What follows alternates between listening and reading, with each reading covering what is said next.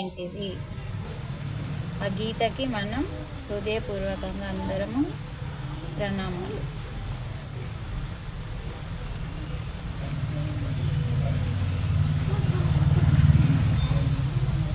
అందరికీ నమస్కారం. నా పేరు సునీత. నేను ఆదిలాబాద్ నుండి వచ్చిన. మీ ఊరికి ఆదిలాబాద్కి ఎంత డిస్టెన్స్ తెలుసా? 150 160 ఉంటుంది. నమస్కారం. అంటే 4 గంటల జర్నీ. చక్కగా ఇది రెండోసారి నేను రావడం. ఒకసారి చీకట్లో వచ్చినాం ఇదే టైంలో. అంటే ధ్యాన జగత్కి కడతాల్కి హైదరాబాద్కి పిలవడానికి వచ్చినాం ఒకసారి. ఇప్పుడేమో మంచిగా మీతో పాటు ఇక్కడ ఒక రోజు ఉండడానికి వచ్చిన. సరే, నా పేరు సునీత వెంకట్. మా సార్ ద్వారా నేను ధ్యానంలోకి వచ్చిన. మా సార్ ద్వారా నాకు ధ్యానం తెలియదు. ఫస్ట్ ఎన్నో అనారోగ్యాలతో బాధపడుతున్న సమయంలో మా సార్కి వాళ్ళ ఫ్రెండ్ ద్వారా, మా సార్ ద్వారా నాకు అలా ధ్యానంలోకి వచ్చినాం. ఇది ఫస్ట్ మెయిన్ పాయింట్. ఒక భర్త ద్వారా భార్య ధ్యానంకి రావడం అనేది చాలా గొప్ప విషయం. ఇంకా అది వచ్చినామంటే ఇంకా మనకి తిరిగి ఉండదు. కాబట్టి అందుకని ఫస్ట్ ఇంట్లో భార్య ధ్యానంలోకి రావాలి. భార్య రాకుండా ముందు భర్త వస్తే ఎంత గందరగోళం చేస్తుందో ఆమె. ఎందుకంటే అంత తొందరగా ఏది నమ్మది. ఒక స్త్రీ నమ్మిందంటే వదిలిపెట్టది. పురుషుడు పొరపాటున ధ్యానంలోకి ముందొస్తే స్త్రీ రావడం చాలా కష్టం. కానీ ఒక పురుషుడు వచ్చిన తర్వాత ఒక స్త్రీ రావడం చాలా ఈజీ. అందుకని ఫస్ట్ ఆడవాళ్ళు ధ్యానంలోకి రాకుంటే వాళ్ళు వినరు. నాది నడాలి అంటే మొండి, జగమొండి. తర్వాత మనం అంటే ఏంటిదో ఫస్ట్ తెలుసుకోవాలమ్మా. ఒక స్త్రీ అంటే ఏంటిది అది తెలకనంతసేపు మనం ఇలాగే ఉంటాం. ఎందుకంటే మన గురించి మనకు తెలియదు. మనం ఎంత శక్తివంతులమో ఎంత సహనశీలులమో మనకు తెలియదు. అందుకే మనల్ని స్త్రీ అన్నారు, వాళ్ళని పురుషుడు. చూడండి, పురుషుడు పలికినప్పుడు గమనించండి. పురుషుడు పురుషుడు. తర్వాత స్త్రీ స్త్రీ. పదంలో తేడా ఉందా లేదా? ఉందా? తలకాయలు ఊపద్దు. మనకు నోరు ఇచ్చిండు బెస్ట్. తలకాయలు అస్సలు ఊపద్దు, నోరు ఇప్పాల. ఉందా తేడా? ఉంది. స్త్రీ అని ఉంది. ఈ వస్తుంది లాస్ట్. ఈ ఈ వస్తున్నది. ఒక్కసారి దాని గురించి తెలుసుకుందామా? ఎందుకంటే ఇక్కడ ఎక్కువ మంది మాతలే ఉన్నారు కాబట్టి. ఎందుకంటే స్త్రీ అంటే మనం రాసే పదము స్త్రీ అని రాసినప్పుడు కొంతమంది చదువుకున్న వాళ్ళకి చెప్పాల్సిన అవసరం లేదు. చదువు రాని వాళ్ళకి స్త్రీ అనే పదము అక్షరము రాసినప్పుడు సావొత్తు, తావొత్తు, రావొత్తు ఉంటుంది దాని కింద. అంటే తావొత్తు అంటే తమో గుణము, రావొత్తు అంటే రజోగుణము, సావొత్తు అంటే సత్వగుణము. అయినాయా? సి అని రాసినాం. దాంట్లో ఈ 3 ఒత్తులు ఉంటాయమ్మా. చదువు రాని వాళ్ళకి కూడా అర్థమయ్యే రీతిలో చెప్తాం మనం. ఇక్కడికి చదువు వచ్చిన వాళ్ళకైతే చెప్పాల్సిన అవసరం లేదు. స్త్రీ అంటే మనకి ఎందుకు అలా పిలవడం జరిగిందంటే స్త్రీకి ఎంత శక్తి ఉందో తెలపడానికి, ఎంత సహనశీలో చెప్పడానికి, ఎంత గొప్పదో చెప్పడానికి ఈ స్త్రీ అనే పదంలోనే పెట్టేసిండు పరమాత్మ. ఎందుకంటే తన తమోగుణం. తమోగుణం అంటే ఏంటిది అంటే ఎప్పుడు చూసినా తినడం, పడుకోవడం. మనం అలా ఉంటామా? పనులు చేస్తామా? చేయమా? అంటే కుంభకర్ణుని స్థితి. కుంభకర్ణుడు ఏం చేస్తాడు? 6 నెలలు తింటాడు, ఇంకా మనం చెప్పాల్సిన అవసరం. మీకు అన్నీ తెలుసు, కొంచెం గుర్తు చేయడానికి వచ్చిన అంతే. అది స్థితి. అలా మనం ఉంటే ఎలా ఉంటామా? మన ఇల్లు నడదు అట్లా ఉంటే. ఒక స్త్రీ అలా ఉంటే ఇల్లు అంతా చెత్తగా మారుతుంది, బూజులు పడుతుంది. కొంపంత ఎలా ఉంటుంది? కంపుగా ఉంటుంది. అలా లేము కాబట్టే నీట్గా ఉంటుంది. అందుకని ఒక ఇంట్లో మగవాడు లేకపోయినా కూడా చూడండి, ఒక స్త్రీకి భర్తగిన పొరపాటున చనిపోతే భార్య బయటకు వచ్చి పని చేయగలుగుతుంది, పిల్లల్ని చదివించగలుగుతుంది, ఏమైనా చేయగలుగుతుంది, ముందుకు తీసుకెళ్ళగలుగుతుంది. కానీ ఒక పురుషుడికి తనకంటే ముందు భార్య చనిపోతే తను నలిగిపోతాడు. ఎందుకంటే తనకు బయట ప్రపంచం తెలుసు, ఎంతైనా సంపాదించగలుగుతాడు. కానీ ఒక స్త్రీ లేకపోతే ఇంట్లో ఆ ఇల్లుని చూసుకొని వంటలు చేసి పిల్లల్ని తీర్చిదిద్ది ప్రయోజకులను చెయ్యాలంటే తనతోని కాదు. ఒక స్త్రీ ఖచ్చితంగా తనకి తోడు అవసరం. ఇది మనం చాలా ఇళ్ళల్లో చూస్తున్నామమ్మ. భర్తకి భార్య చనిపోతే మళ్ళీ పెళ్లి చేసుకుంటాడు. చాలా తక్కువ మోతాదులో భార్యలు చేసుకుంటారు. కానీ ఒక భార్య పిల్లలు ఉన్న తర్వాత మళ్ళీ పెళ్లి చేసుకోకుండా వాళ్ళనే పట్టుకొని వాళ్ళని ఒక ప్రయోజకులాగా చేయడానికి ఒక మొగోన్లాగా బయటకు వెళ్ళి పనిచేస్తుంది. అంటే ఇక్కడ ఏంటి, మన లోపల తమో గుణము లేదు అని చెప్పడానికి ఇది. అంటే మన దగ్గర కుంభకర్ణుని స్థితి లేదు, తమో గుణం లేదు. తర్వాత రజోగుణం అంటే రావొత్తు. రజోగుణం అంటే మీరు ఎవరైనా అటు చూస్తే నేను క్లాస్ ఆపేస్తాను. మీ ఫోకస్ ఎలా ఉండాలి అంటే మొత్తం ఇటే ఉండాలి. అప్పుడే మనకు అర్థమవుతుంది. ఎందుకంటే ఇది ఏదో మామూలు స్కూళ్ళల్లో వీళ్ళు నేర్చుకునేది కాదు. ఇది ఆత్మ జ్ఞానం, అంటే భగవంతుని జ్ఞానం. అంత తొందరగా అర్థం కాదు. లాస్ట్ వరకు వినిపిస్తుందా? వయసు గట్టే చెప్పన్నా, వినిపిస్తుందా? ఇంకొంచెం గట్టే చెప్పన్నా. అంటే రజోగుణం అంటే ఇంట్లో ఉన్న వాళ్ళందరూ నా మాటనే వినాలి అన్న మొండి స్థితిలో ఏ స్త్రీ అయితే ఉంటుందో ఇంట్లో నరకం ఉంటుందా ఉండదా?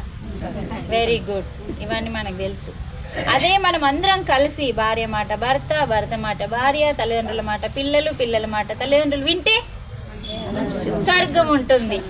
అందుకనే మన లోపల రజోగుణము అనేది లేదు. అంటే ఏంటిది, ఉండకూడదని చెప్పిండన్నట్టు, కానీ ఉంది.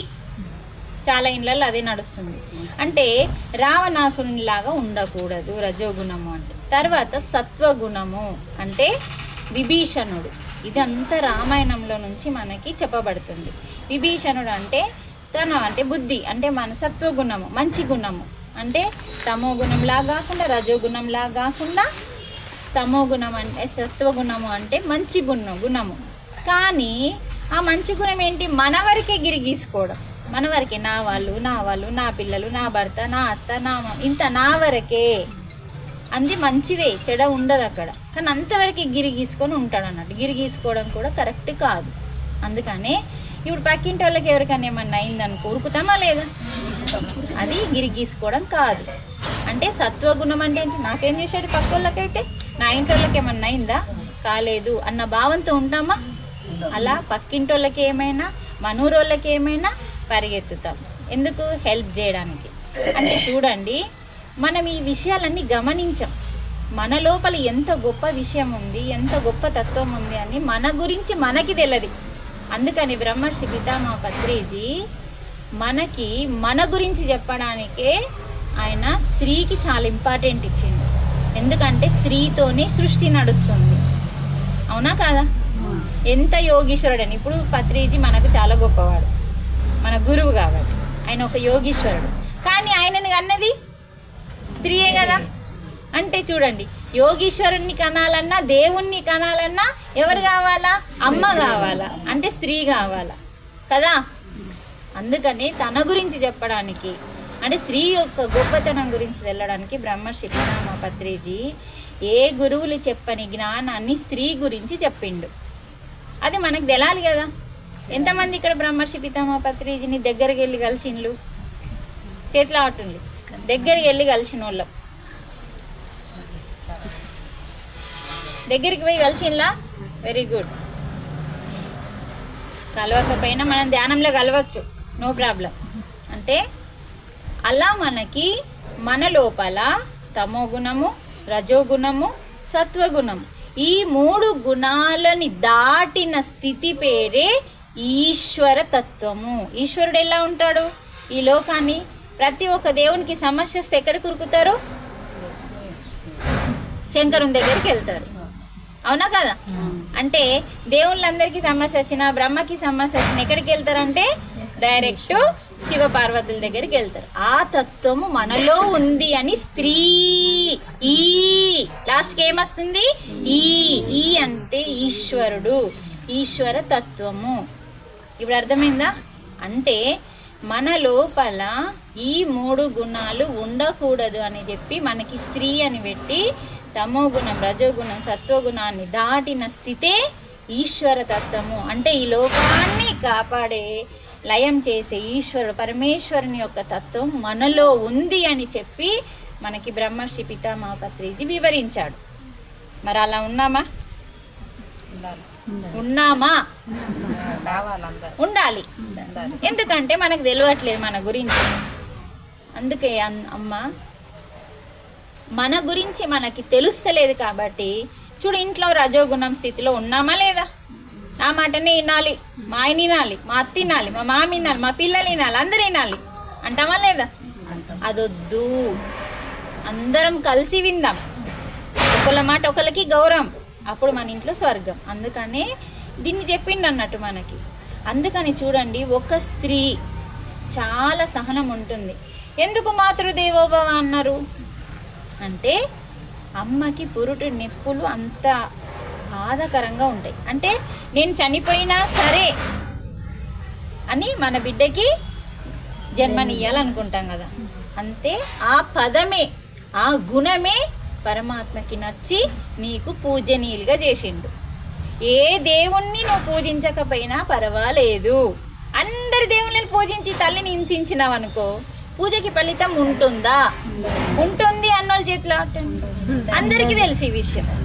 అంటే ఇక్కడ మనం తెలుసుకోవాల్సిన సత్యం ఏంది? భగవంతుడు ఎక్కడో లేడు, అంతటా ఉన్నాడు, మనలోనే ఉన్నాడు, మనతోనే ఉన్నాడు, మన అమ్మలో ఉన్నాడు, మన నాన్నలో ఉన్నాడు, మన గురువులో ఉన్నాడు, మన అతిథిలో ఉన్నాడు.